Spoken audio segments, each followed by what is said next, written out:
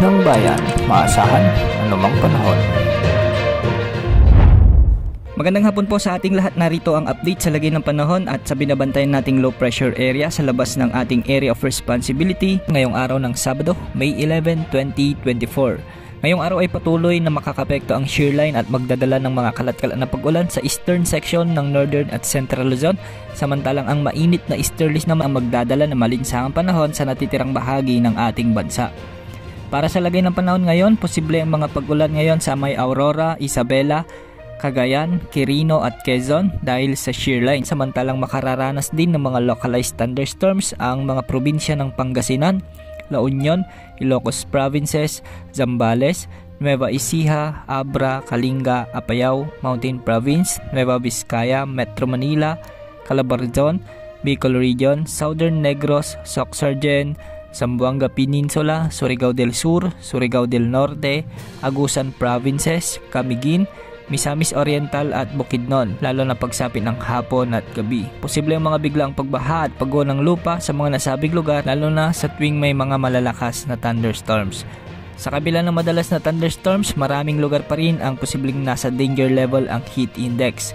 Ngayong araw nga, posibleng pumalo ang heat index sa 46 degrees Celsius sa may Verac, Catanduanes at 45 degrees Celsius naman sa Dagupan City, Pangasinan.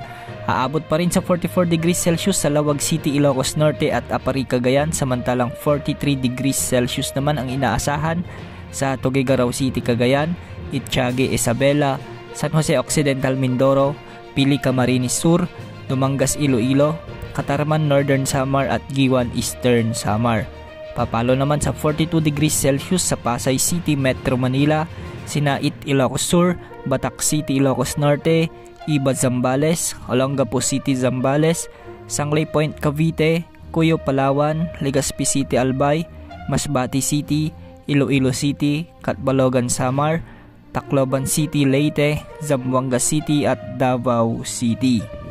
Samantala, muling tumataas ang tsansa na may mabuong bagyo sa susunod na linggo at ayon sa mga wind models na ginagamit natin ay patuloy na kumikilos ang sama ng panahon na ito patungo sa ating PAR. Kahapon ay halos hindi na nakikita sa ating wind outlook ang sirkulasyon ng nasabing potensyal na sama ng panahon, ngunit ngayong araw muling nag-iba ang ipinapakita ng mga models. Hindi pa naman inaalis ang posibilidad nitong maging ganap na bagyo sa mga susunod na araw dahil ayon sa Pag-asa, nasa low to medium pa rin ang chance na may mabuong sama ng panahon sa susunod na linggo. Kung sakaling mabuo ito bilang bagyo at pumasok sa ating Philippine Area of Responsibility, papangalanan ito ng Pag-asa bilang Agon, ang unang bagyo ngayong 2024. Sa ngayon ay patuloy natin itong i-monitor dahil posible muling magbago ang mga sinasabi ng mga weather models. Sa ngayon wala ring nakataas na gale warning sa mga karagatang sakop ng ating bansa. Yan ang update sa lagay ng ating panahon. Ito po ang weather update ng bayan, maasahan anumang panahon.